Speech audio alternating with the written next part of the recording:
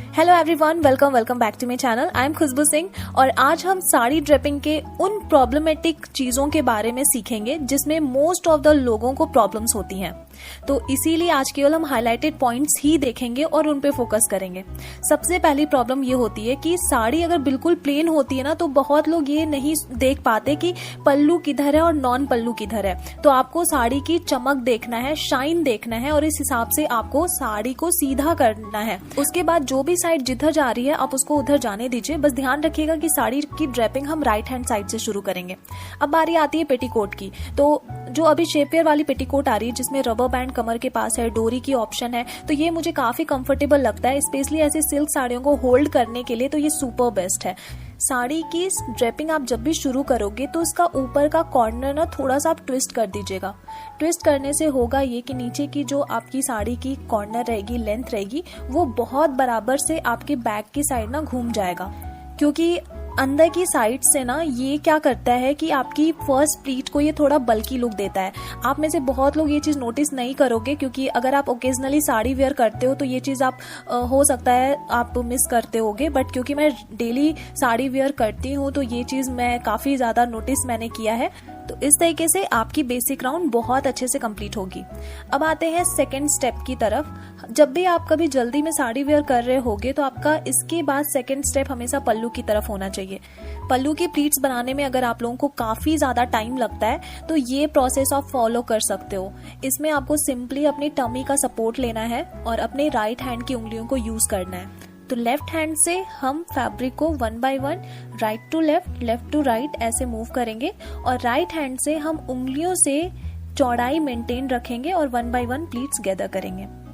अब यहाँ पे अगर आप देखोगे तो लास्ट प्लीट की जो डायरेक्शन है ना, वो उल्टा साइड पे चला गया है। अगर हम ऐसे प्लीट्स लेते हैं तो हमारी पूरी लुक खराब हो जाएगी, क्योंकि जो लास्ट प्लीट है वो सही से नहीं आई है। तो अब इसको क्या करेंगे, हम पूरी प्लीट्स खोलने की जगह पर यहाँ पे इसको हम एडजस्ट करेंगे। तो हमारी सेकेंड लास्ट प्लीट जो होगी, हम उससे थोड़ी सी फैब्रिक लेंगे एंड देन यहाँ पे इसको हम मूव करेंगे। हमेशा ध्यान रखिएगा कि फर्स्ट प्लीट आपके राइट हैंड की तरफ होनी चाहिए और लास्ट प्लीट आपके लेफ्ट हैंड की तरफ। अब यहाँ पे मैं एक यू क्लिप लगा दे रही हूँ जो कि फैब्रिक को खराब भी नहीं करेगा और अच्छे से इसको पकड़ करके भी रखेगा। अब कांजीवरम की साड़ियों में ना कई बार ऐसी प्लीट्स को पल्लू में अरेंज करने में थोड़ा मुश्किल होता है, आगे की लेंथ हम बराबर नहीं पकड़ पाते। तो इसके लिए आप ऐसी क्लिप का यूज कीजिए। सिर्फ कंधे पे फिक्स कीजिए कुछ देर के लिए और आगे की प्लीट्स को उठाने के लिए आपके दोनों हाथ ना फ्री हो जाएंगे।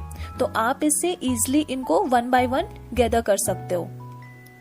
अब अगर आपको लग रहा है कि प्लीट्स काफी फुली फुली सी दिख रही है तो यहाँ पे आप आयरन भी इसको कर सकते हो। आयरन करना अगर आपके लिए थोड़ा झंझट का काम होता है तो हेयर स्ट्रेटनर अगर आपके पास है तो वो भी आप यूज कर सकते हो। सो आई होप जिनका भी सवाल था कि इतनी परफेक्शन कैसे आ जाती है आपकी साड़ी ड्रेपिंग में, तो रीजन यही है कि आपको थोड़ा पल्लू को बनाने में ना टाइम देना पड़ेगा, तभी बराबर प्लीट्स आ पाएंगी। अब हमारे कंधे वाली पिन लगाने के बाद जो लेंथ हमारे फ्रंट पे आता है इस पल्लू की, वहां तक हम अपनी प्लीट्स को बराबर पकड़ेंगे। तो ये लेंथ आपको ध्यान रखना है कि शोल्डर से लेकर सिर्फ साइड वाले ही लेंथ हमें रखना है और फिर इसमें हम यू क्लिप लगा देंगे। तो ये परमानेंट हम इसको नहीं फिक्स कर रहे हैं, जब हम अपनी साइड वाली प्लीट्स को सिक्योर करेंगे तो वहां पे ये लेंथ हम यूज कर लेंगे। चलिए, अब क्योंकि उल्टा पल्लू लेना है तो हमें इसको एक बार घुमा करके अपनी शोल्डर पे सिक्योर करना होगा। तो यहाँ पे क्योंकि साड़ी कांजीवरम की है तो एक्स क्लिप की ग्रिप उतनी अच्छी नहीं होगी इनको होल्ड करने के लिए, सो इसीलिए मैं यहाँ पे सेफ्टी पिन यूज कर रही हूँ। आप चाहो तो इस पिन में मोती यूज कर सकते हो ताकि आपकी ब्लाउज की फैब्रिक अंदर से खराब ना हो। अब देखिए, कई लोगों को प्रॉब्लम होती है कि साइड की प्लीट्स बनाने के लिए हमें कितना लेंथ चाहिए। तो वो लेंथ आपको अगर नहीं अंदाजा मिल पाता तो जो यू क्लिप मैंने लगाया है वहां से फैब्रिक ना हम ऐसे टक करते हुए जाएंगे और फिर इस तरीके से फ्रंट पे लाकर छोड़ देंगे। अब हम अपनी सेंटर प्लीट बनाएंगे।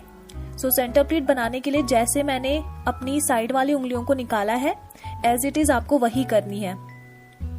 क्योंकि कई बार अगर दो उंगलियों का हम सपोर्ट लेकर के बनाते हैं या कोई भी दूसरी ट्रिक हम यूज करते हैं तो उसमें हमारी प्लीट छूटने का डर रहता है।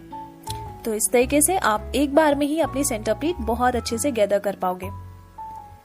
चलिए प्लीट्स तो बन गई हैं, क्योंकि साड़ी की फैब्रिक कांजीवरम की है तो इसलिए इनमें ज्यादा हमें मेहनत नहीं करना पड़ेगा। अब हमारी राइट की जो फर्स्ट प्लीट है वहां से हम काउंट करेंगे, वो हमारा प्लीट नंबर 1 है, उसको हमें रखना है अपनी बेली बटन के पास। इसके बाद राइट की फर्स्ट प्लीट की पहली लेयर हटानी है और यहाँ पे हम यूज करेंगे एक सेफ्टी पिन। तो ये safety pin normal safety pin से बिल्कुल अलग है, क्योंकि इसकी कैप थोड़ी बड़ी है, तो ये बिल्कुल भी नहीं खुल सकता और ना ही ये आपको डैमेज करेगा, ना आपकी फैब्रिक डैमेज करेगी। तो अभी हम सेंटर प्लीट टक नहीं करेंगे, इनको ऐसे ही बाहर छोड़ देंगे और अब हम अपनी शोल्डर वाली प्लीट्स की फिनिशिंग पूरी करेंगे। तो इसके लिए मैंने यू क्लिप को यहाँ पे लगाया है ताकि अपनी जो फर्स्ट प्लीट है वो ज्यादा हमारे नेक पे ना दिखे।